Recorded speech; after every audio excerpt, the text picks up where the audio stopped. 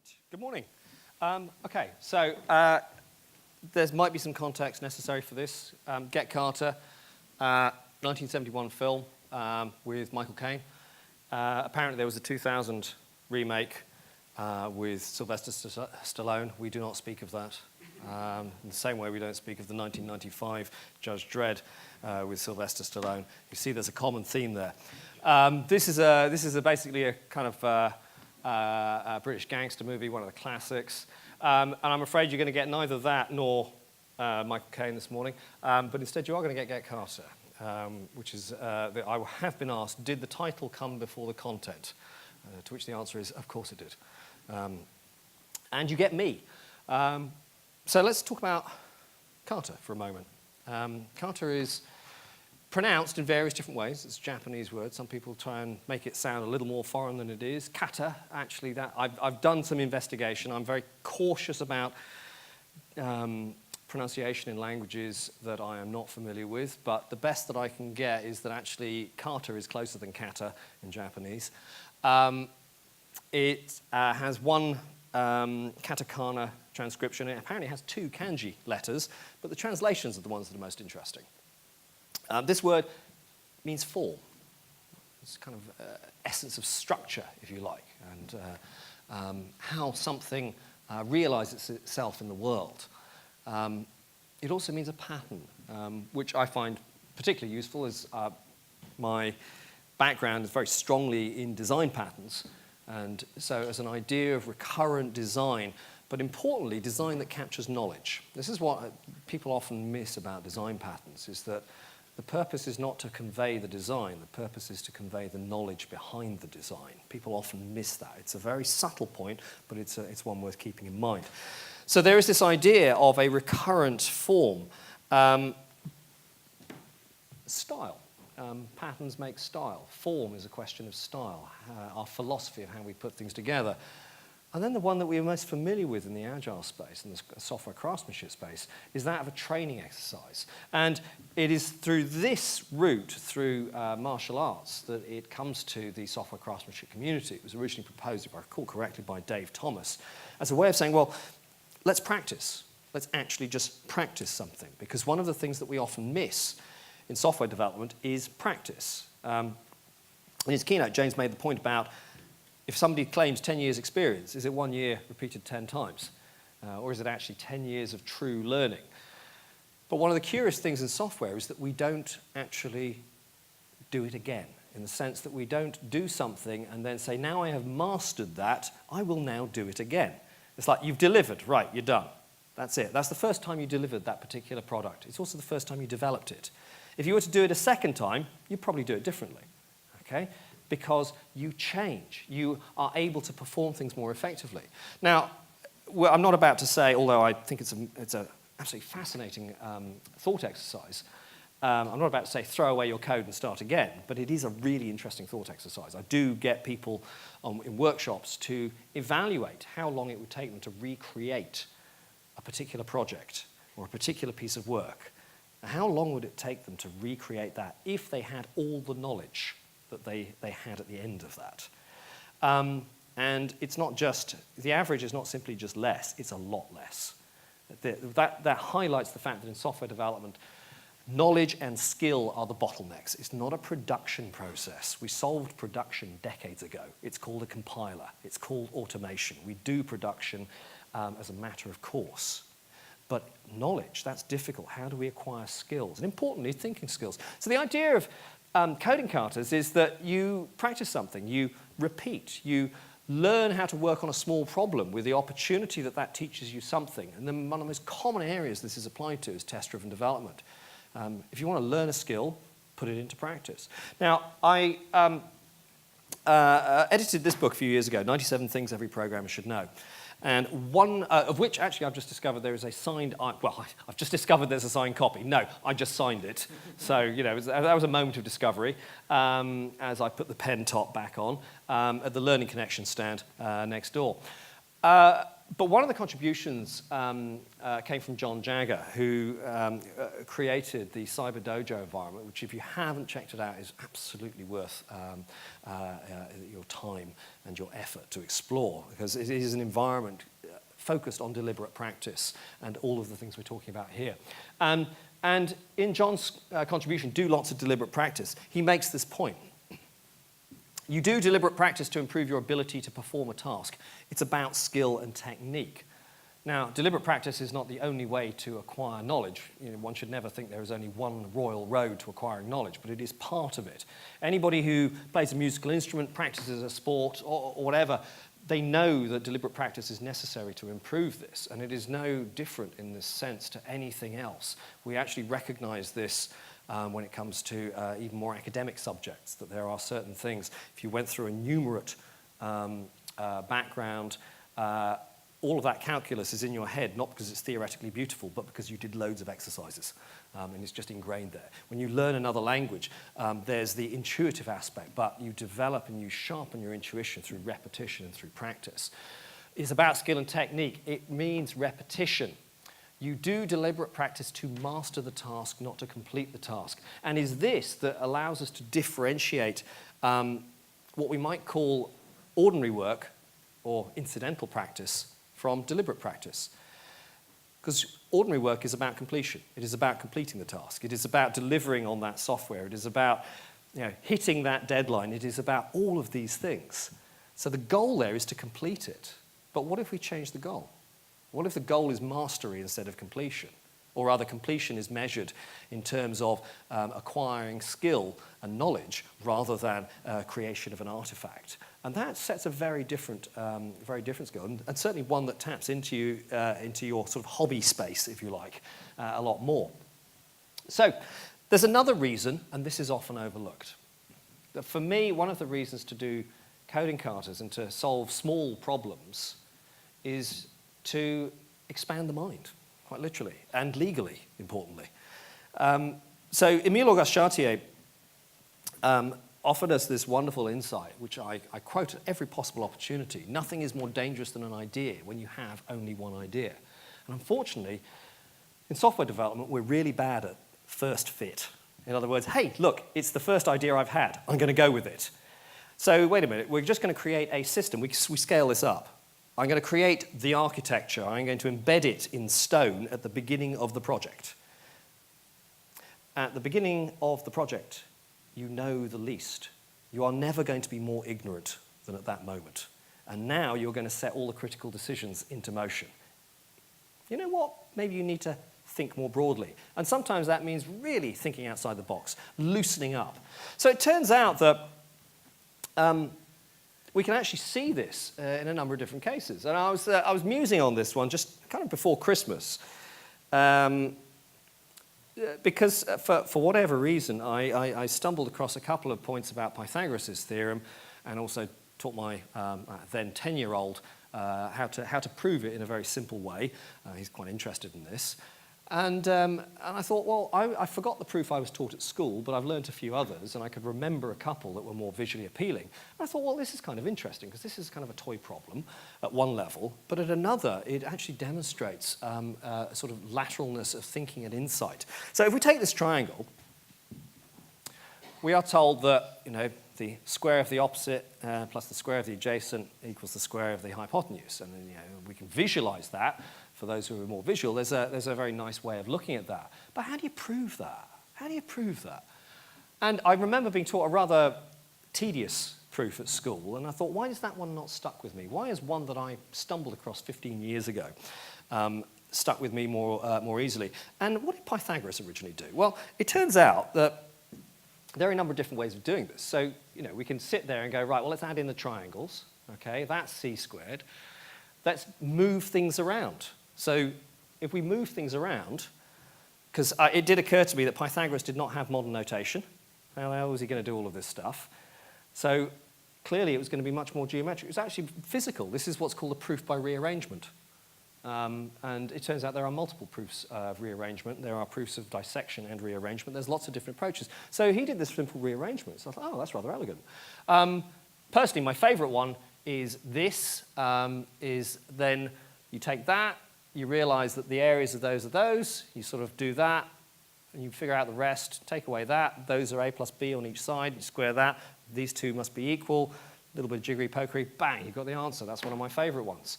Yes, you can have favorites. There's a couple of variants of that one, which turns out are quite nice. And then you get some real surprises. There's this one. This one is known as the Garfield proof. It is, it's a trapezium proof. And so who was Garfield? Garfield was the 20th president of the United States. And he was president in 1881, pretty much 1881 because he was assassinated. But before he became president, he came up with an original proof of Pythagoras. I want you to just compare that to president number 45. I want you to, I just want you to keep in mind that at the end of the 19th century, US presidents could come up with original proofs of mathematics. He predated, Einstein came up with original proof, but hey, forget it, Einstein, who are you? President of the United States of America came up with the original proof of this. It's just like, wow. So the trapezoid proof, actually, it's really quite elegant, and it works really nicely, and it taps into a different way of thinking. And it turns out that there are somewhere in the region of 400 known proofs of Pythagoras. It's like, what, 400? Yeah, and some of them are completely crazy. And there's this idea, there is more than one way to do this. And these are all relatively simple concepts. So when we start messing around with it and we get these kind of like little proofs, this is all good. So let's deal with a real problem. Let's deal with FizzBuzz. Now, in theory, had we got the scheduling of this session right, in theory, this session should have been yesterday before the beach party, so we could practice FizzBuzz. Who has come across FizzBuzz? Now, let me invert the question. Who has not come across FizzBuzz? Okay, I'm going to offer a very simple explanation. FizzBuzz, it's a counting game. It's a drinking game. Although, if you go and look on Wikipedia, it actually tells you that it's a child's counting game. And it's just like, that's not how me and my friends used to play it. Let me explain. I'm not really sure what the kids get out of this one. 1, 2, fizz. Any number divisible by 3, you replace with fizz. So you're going around the table. 4, buzz. Any number divisible by 5, you replace by buzz, okay? Fizz, 7, 8, 9. Oops, I got it wrong, take a drink. You see, it's a drinking game. It just goes out of control after that. Yeah, your arithmetic abilities just start losing their edge, and don't play it sober. Tried that one last year whilst we were on holiday. Me, my wife, and my 2 boys, both of whom, they know their numbers. It's like we're waiting for a meal. We're on holiday, we're waiting for a meal. It's just like we played all the games we could think of. It's like, okay, what about FizzBuzz? And they hadn't delivered the wine yet either. So, I've got a teenager, a tweenager, 2 adults who are sober. It's the most boring game in the universe. I see it is only a drinking game. However, it is also a coding kata and an interview question. And you think, well, okay, how hard could this be to solve, okay?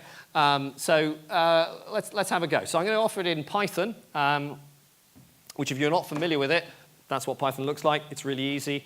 It's almost pseudocode with a little bit of a proper enforced indentation.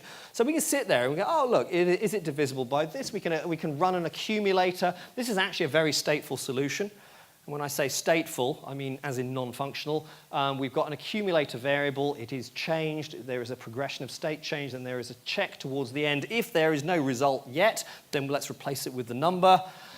And then we return it. Okay, so that all works. Or alternatively, I can go for something in which I have no accumulated state, and every branch ends with a value.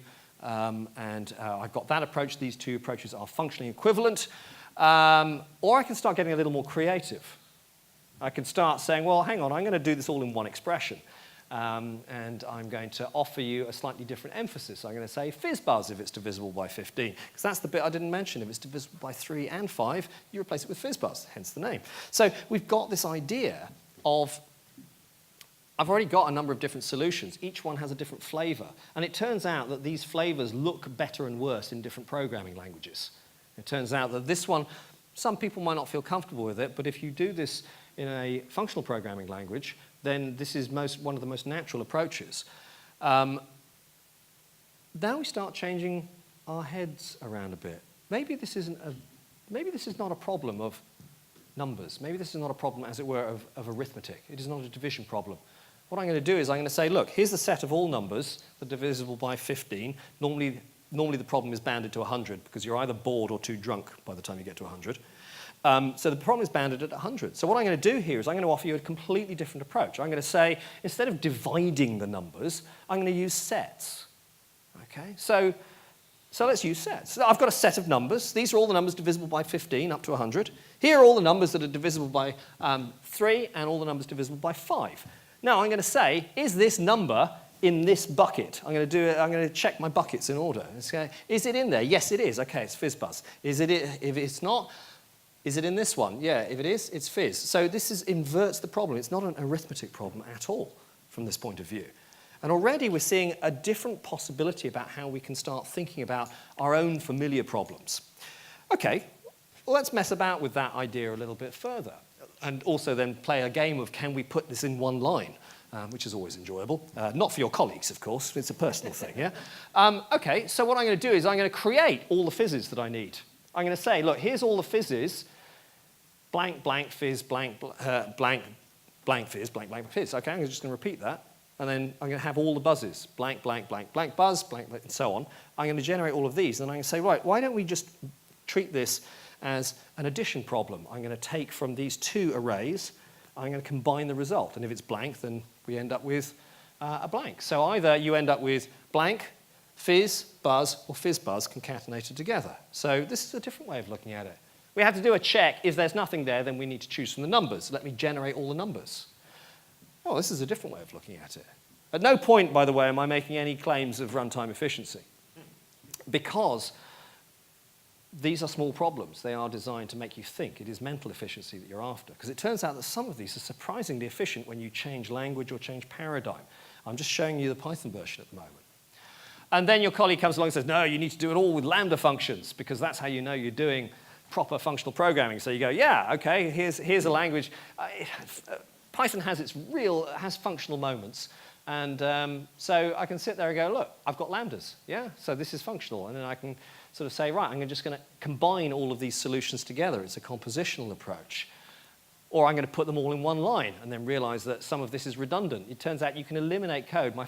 This is one of my favorite Python solution, because you can put it in a tweet and have a comment, okay?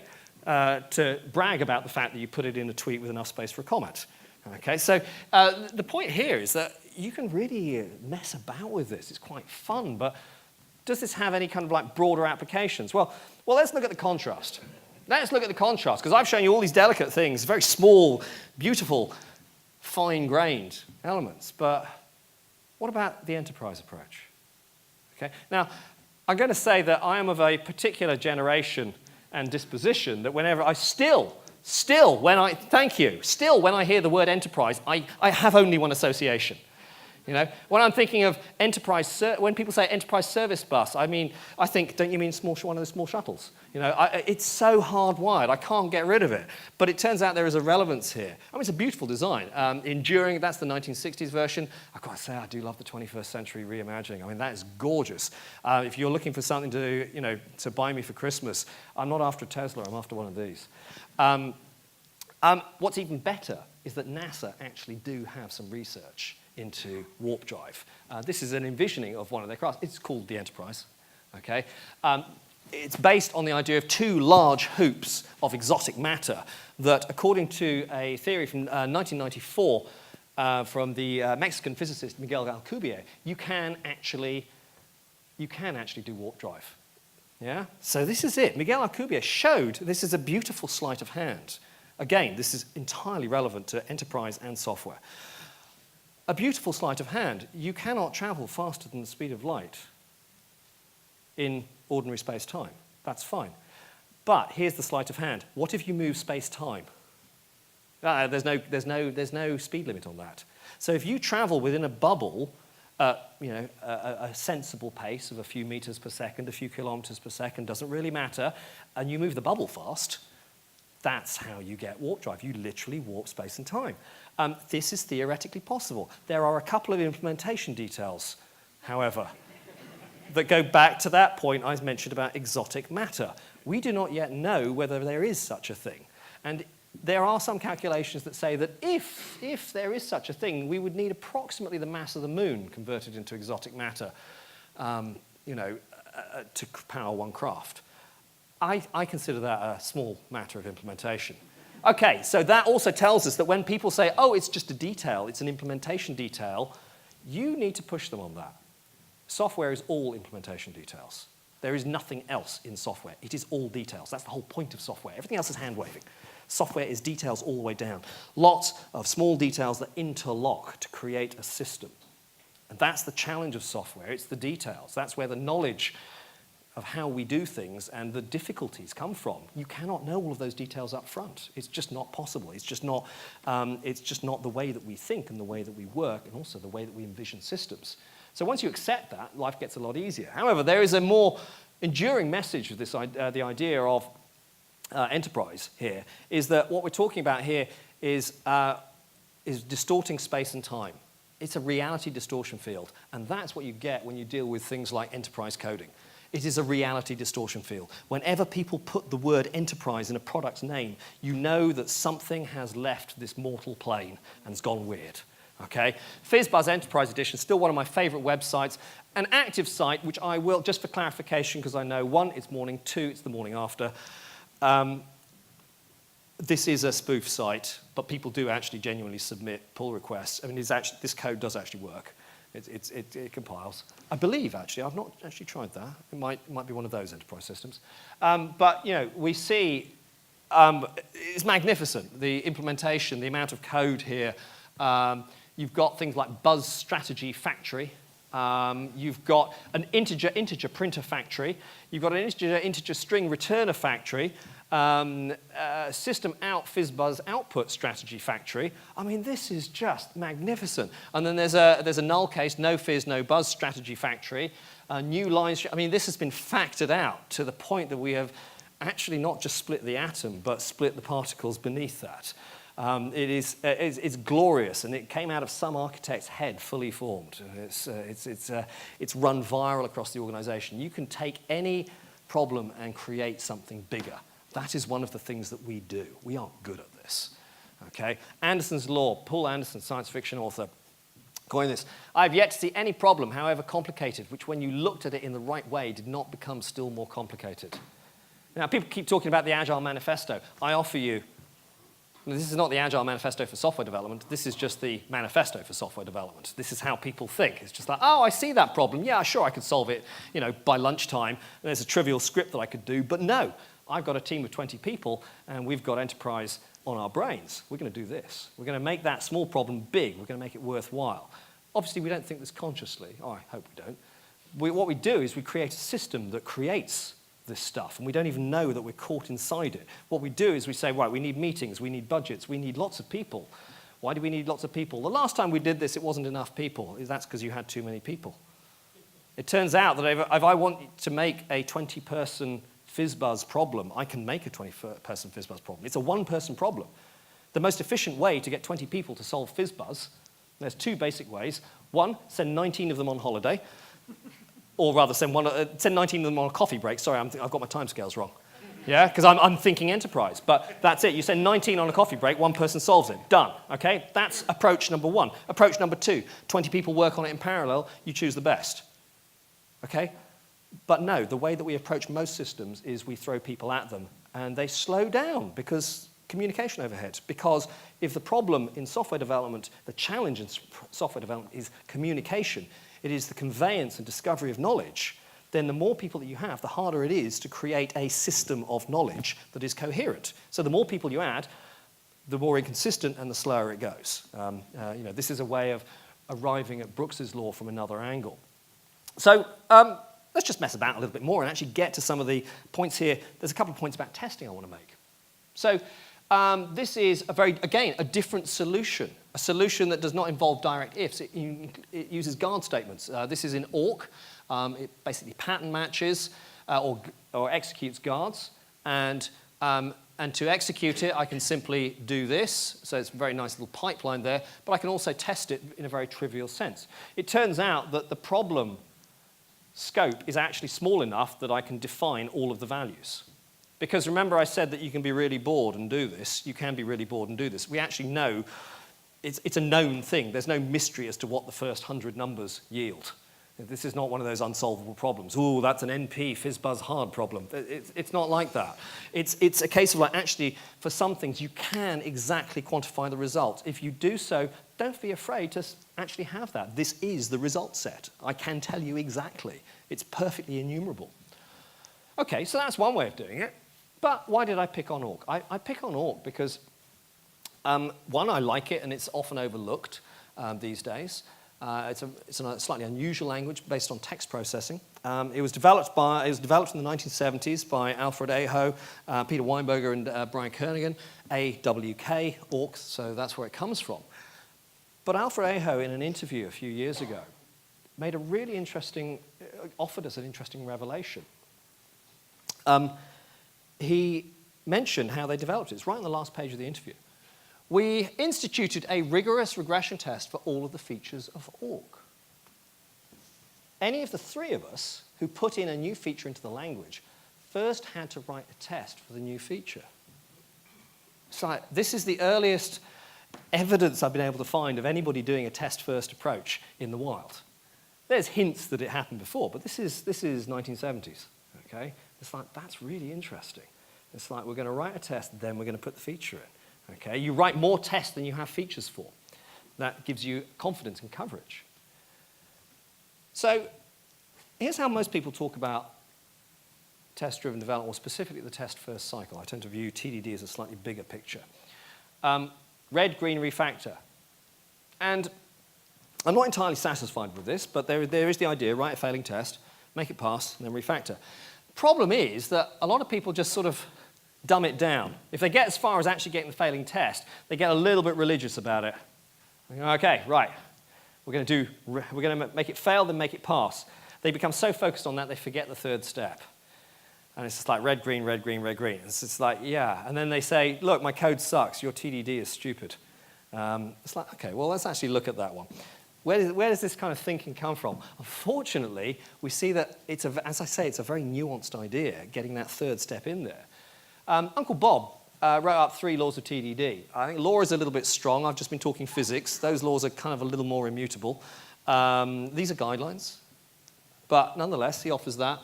You are not allowed to write any production code unless it is to make a failing unit test pass. Okay? So he's offering this as a set of constraints to define your practice. And so this is the thing that you practice and get better at. You are not allowed to write any more of a unit test than is sufficient to fail, and compilation failures are failures. You are not allowed to write any more production code than is sufficient to pass the one failing unit test. So this is a very, very precise constraint. However, it's a little too precise because, I mean, we do love our laws of 3. We love things that are 3. You actually need a 4th one. Okay, I'm going to just go for this one. Let's assert that fizz-buzz of 1 is 1. There you go, the simplest implementation. Assert that fizz-buzz of 2 is 2. Okay, you can see how this is going. Okay, there you go. It's enterprise coding of the other style. Okay, so you see we've got this going. Oh, we can keep on going all the way to 100 and round it off nicely. There you go. Brilliant. So masterful. I'm sure you've worked with people who code like this. It's just like, yeah, what's your productivity like today? 100 lines, man. Passed all of the tests, so I've got it. And I'm going to take Kevlin's advice and I'm going to start messing about. I'm going to try and look at alternative solutions. So, hey, get me, boom, yeah, I've got a table of lambdas. I'm like, wow. And then you kind of go, well, actually, you don't even need the lambdas. You just need the table. And actually, maybe you don't even need a dictionary. You can just do it with an array. And then you go like, you know what? Maybe we missed something. Maybe there's a nuance here that we were deliberately practicing the wrong thing. We've got the red-green rhythm going, but that's just doing the wrong thing at greater speed. And damn, we are getting good at doing the wrong thing. So maybe we need a little refinement. Maybe the third step is important. Maybe the refactor makes the difference. But I want to offer you a different perspective. I want to offer you a perspective that makes a lot more sense to me about how to think about a sort of TDD life cycle, how to think about the test-first thinking. Plan, do, study, act. Sometimes rendered as plan, do, check, act. But in Schuart and Deming's original capture of this, it was plan, do, study. And I like the word study more than check. Check sounds too automatic from a human point of view. It sounds almost trivial. where study is a word that tells you you need to slow down. And I know that's a scary concept because everybody's telling us to speed up, and we have the language in software development of velocity. Okay, and there's all this stuff. We have the language of sprints. We have all of this stuff that is about speed. We need to pull back from that. And actually, if I'm going to be faithful to the physics, people use the term velocity, but they forget what it means. There's a difference between velocity and speed. What is the difference between velocity and speed? Direction. Yeah, you know what? I think if more projects paid attention to velocity, they would do better, because it turns out that high speed in the wrong direction is not a virtue. Okay, we are good. We are faster this sprint than the last sprint. Oh man, yeah, but you're going that way. You need to be going that way. Yeah, but we are doing it so fast. Yeah, and there's a cliff edge over there. Oh, we are going to fly. Yeah, and the point there is just like, direction actually matters. And so I'd rather move cautiously and slowly. Slow is okay. Slow is okay on the minute-to-minute and hour-to-hour basis, because a product has a lifetime that spans, hopefully, something longer than the minute-to-minute and hour-to-hour basis. If you're building a product, you care about not just the days, you care about the weeks, the months, the years. You're playing the long game. So really, sprinting is not a good idea. If anybody does distance running, you'll be fully aware that if you run 10 kilometers, if you run a 10K race, it is not 100 times 100 meters. You will be unsuccessful if you do this. Okay, you need to pace. Except, just to make it a little more awkward, it's a distance race, and nobody's told you the distance or the route, and the route's not flat, and it's dark. Other than that, it's just like a race, okay? But here's the notion. Here is the notion that what we're looking at is a way that we can consider this. Let me just change this ever so slightly to give us a better test-first cycle. I'm going to plan what I'm going to do next. Oh, you mean write? I'm going to write a test. Here is what I'm going to do next. It turns out that most agile practices are practices of focus, because as human beings we are squirrel, easily distracted. Okay? We are easily distracted, so it turns out that most techniques are about, this is the thing I'm doing next. This is the thing I'm doing in the next 2 weeks. This is the thing I'm doing in the next day, the next 5 minutes. That's what you're doing. So I'm going to write a test. It's not, there's nothing to brag about being able to write a test that fails. I mean, anybody can do that. Right? You want me to write code that doesn't compile? Done. Okay? Where's the challenge in that? Here's what I'm going to do in the next few minutes. I'm just going to focus that. And it doesn't work. Well, that's the wrong vocabulary. It's not yet done. So therefore, it won't pass by definition. So here's the thing I wish to fulfill. Now I'm going to fulfill it. Then I'm going to take a step back. And I'm going to look at it and I'm going to reason about it. So I've reified it. I've made it real. I'm going to reflect on it. I'm going to pause for a moment. It's like, okay, how's this going? Do I see any trends across my tests? Is there a lot of duplicate code in my tests? Any oddities in the naming? Is there anything I should regularize? Have I shifted vocabulary in the names of my tests? If I look at my test structure, is there something I want to factor out? If I look at my code, do I notice duplication and other code smells creeping in? Or is there another trend I'm becoming aware of? Because I'm actively trying to be aware of the fact that I'm learning. When you're writing tests, you are learning how to talk about the problem. So I'm going to do that. And then I'm going to refactor if there's anything there. Make it so, okay? We're going to, this is the Jean-Luc Picard School of Management. So this is, when you look at it like this, instead of red, green, refactor, it's much deeper and it's much more connected to the PDSA cycle that people often refer to as kind of being the beating heart of Agile or Lean. So I had a bit of a different go at the FizzBuzz one. I thought instead of doing assert 1 is 1 and FizzBuzz of 1 is 1, I thought I'd have a go and do something that's a little more like a property-based testing and define it by its constraints, given that we've been looking at defining our practices by constraints. And it turns out there's a very different way of thinking about the tests. I can basically write this as constraint over everything. Every result is FizzBuzz, or a decimal string. Every decimal result corresponds to its ordinal position. Every third result contains fizz. Every fifth result contains buzz. Every 15th result is fizz-buzz. And then the final three, which people always forget if they do this, the ordinal position of every fizz result is divisible by 3. Similarly for buzz by 5, fizz-buzz by 15. That, it turns out, this is the reason I chose Python, because it turns out you can turn English into Python and conserve space. But what I've got here is a set of constraints that completely define the correctness of the FizzBuzz solution.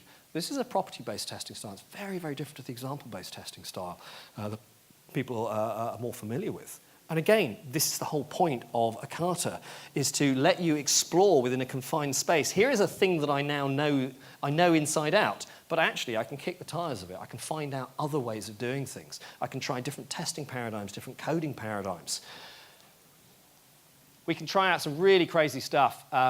Here I came across this paper by Mathieu Pirog, FizzBuzz in Haskell by embedding a domain-specific language. It's kind of crazy, but he makes the observation here: the default action is executed only if some previous actions were not executed. What does that mean for us? Well, here it is in JavaScript. I thought I'd sort of throw in something else. Given that I've been using programming languages so far, I thought I'd do something different. So here it is in JavaScript, and here's kind of like standard procedural solution. I can go a little bit bonkers, and I can say, oh, look, I've got a table lookup approach. But still, as he's pointing out, I still have to take a branch at the end. I have to say, and how are we doing? Do we have something? If not, it's a number. We ask if we can accomplish this without having to check the conditions for the previous actions twice. In other words, if we can make the control flow follow the information flow without losing modularity. That's great, but he then spends a whole paper going completely, I mean, there's some really brilliant stuff in there, but I managed to capture the essence here in this. What you do is you create a set of applied lambdas. You have lambdas that apply themselves to one another. It's really cute. I'm not going to linger any time on this solution. It's just to say that it's quite fun. You compose a set of lambdas that then give you the right answer based on the numbers. And it's always worth quoting Oscar Wilde at this point, because clearly that is, you might say, there is no value in that in a commercial organization, what I've just learned there. Actually, there is, because what you've done is you've gone through a series of callbacks, calling callbacks. You've gone through a concept of functional composition. You're composing code out of code. If you understand how to do that, that's a great power. But it also turns out that there are, again, more esoteric solutions, really off-the-wall solutions. What if I encode it differently? And encoding is one of the classic approaches to solving problems. What if I encode this differently? And so basically I say that 0 means it's a number, 1 means it's fizz, 2 means it's buzz, and 3 means it's fizz buzz. So I've actually got a repeating cycle there. So what I can do, I'm going to, for 0 indexing, I'm going to shift the 3 to the front. So what I'm going to do here is I'm basically going to recognize that I've got a repeating cycle. This goes on forever. It's infinite. It's an infinite sequence. So actually what I can do in Ruby is I can say, right, I can produce the whole result set by recognizing that it's a table lookup of a repeating cycle. It's a repeating cycle. You can take advantage of that. You don't have to calculate anything. It turns out, though, that there's an even more bonkers way of doing this. If you ever want to convince your friends, by the way, did you know random numbers are not really random? Then this is the solution that was offered on this particular site. It turns out there is a seed that produces that 15-digit sequence that I just showed you. And once you do that, so if you ever need to know, there it is, And so, again, there is this idea of learning. It expands. It's like, really? Yes, really, you can do this. And then perhaps one of the most elegant solutions that I've encountered. There is a really nice sort of view of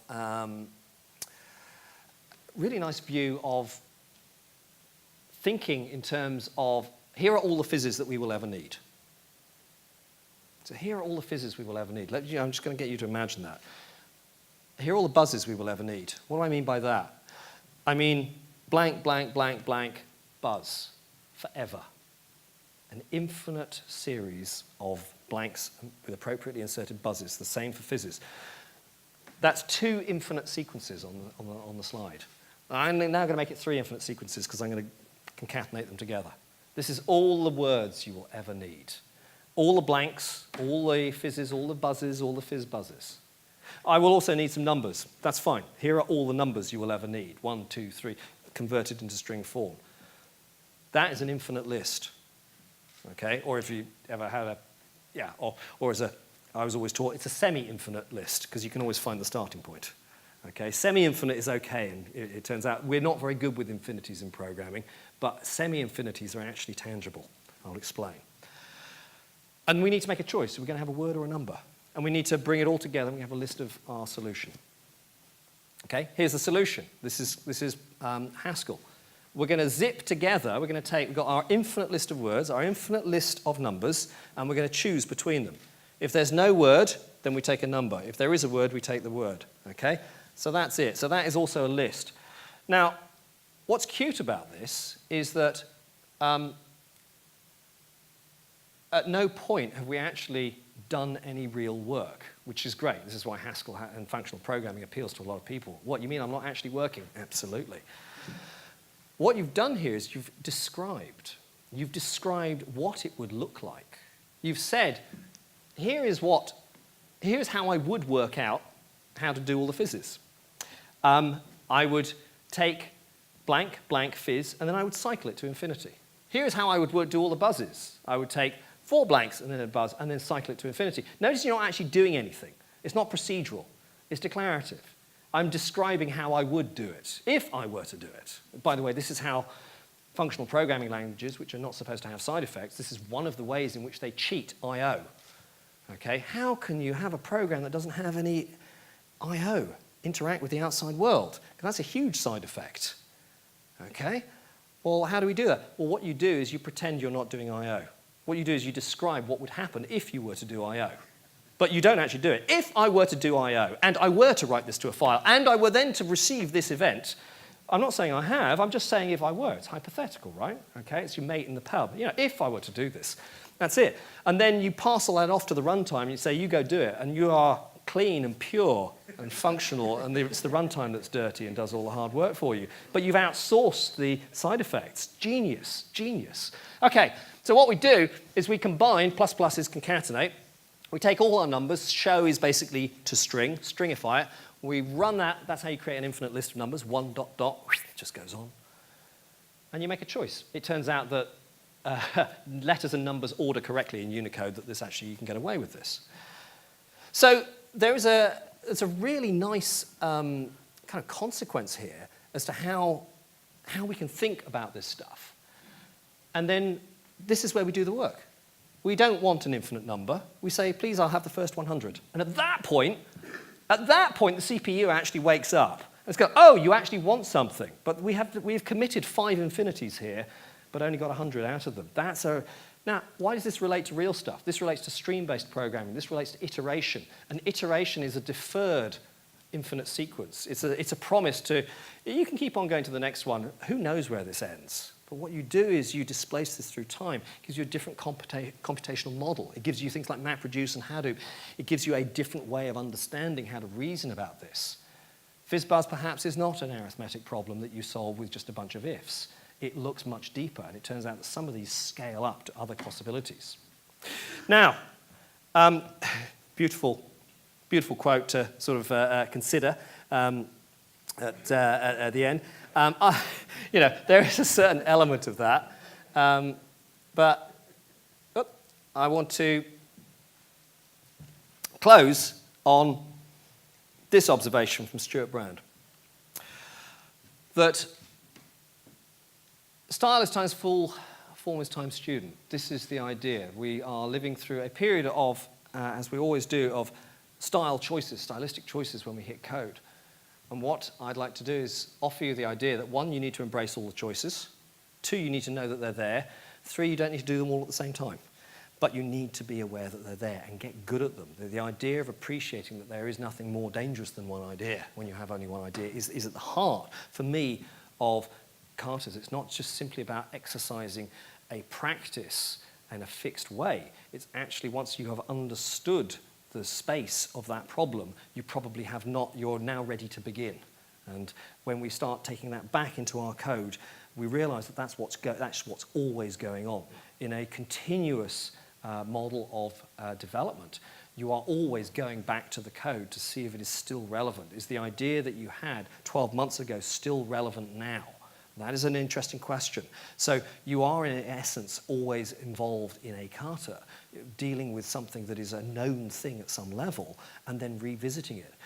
But you need to kind of change your mind from the production model to the idea that this is a continuous experiment based on knowledge. Thank you very much.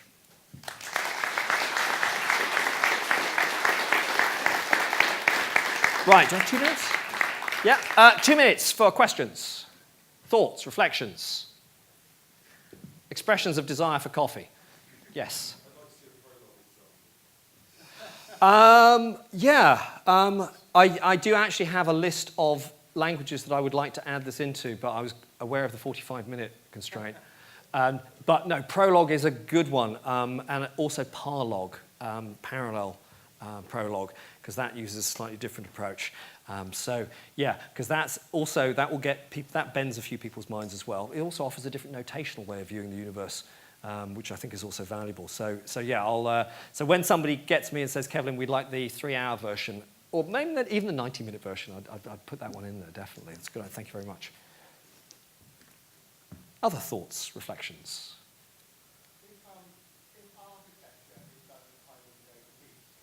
So if architecture is? If architecture is done at a time when you know the least information. Yes. How do you have a plan that remains agile? That's a very good question.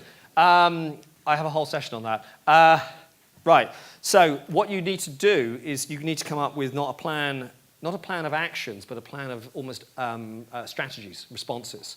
So I'm going to pick on Scrum for a moment because there is a neglected and forgotten, well, in fact, there are many neglected and forgotten aspects of Scrum which don't seem to come out anymore. One of them is that Scrum is intended to be an empirical process control model. What does that mean in practice? What it means in practice, oh yeah, and also where did the name come from? Why is it that 2 Americans, Ken Schwaber and Jeff Sutherland, chose to use a metaphor based on rugby? I mean, they're Americans, right? But they don't do rugby metaphors, okay? They do baseball metaphors and American football metaphors. So why do they choose that? Well, origins originally in Japan of the naming, well, in Japan, actually, rugby does enjoy some popularity. But the whole goal, quite literally in this one, is they could have chosen any field game. What they want to get across is the idea that you cannot plan the game. You can plan how you will respond to situations. So in other words, I cannot say in minute 35 of the first half, we will suddenly break out with possession of the ball and score a try, and then 2 minutes later convert it successfully. You can't say these things. But what you can do is say, if that person's got the ball, or you're in this situation, and your colleague is in that situation, or in this situation, what you do is you create a strategy for how would we respond. It's actually the whole point. It's the hypothetical. If we were to do this, and you gather all together all the hypotheticals you can think of, and you say, this is how we're going to respond, and the gameplay unfolds dynamically. That was the original vision. That's why it's called Scrum. The gameplay unfolds dynamically. How does this answer your question? Well, because that's how you need to approach architecture. Architecture is a series of questions and potential risks that will become more and more settled over time, and may also unsettle as time goes by. But what you're doing is you're playing a game. You say, well, I don't know what the architecture is, but I can tell you I've got a bag full of tricks about how we're going to approach it. I'm going to PDSA, this is my sprint cycle. I'm going to ask questions, I'm going to evaluate risks, I'm going to see what happened that time, and now we know an answer to a thing that we did not know before. It's going to be a game of knowledge. So the plan becomes a different kind of plan. It becomes the same way that you would plan same way that a manager might plan a match. They do not plan what happens on a minute-to-minute basis. They might plan phases, they might plan responsibilities, they might have a bag full of strategies, and they say, right, this is our plan. And that, I think, is how we should approach architecture, or indeed the whole development process. Right, thank you very much.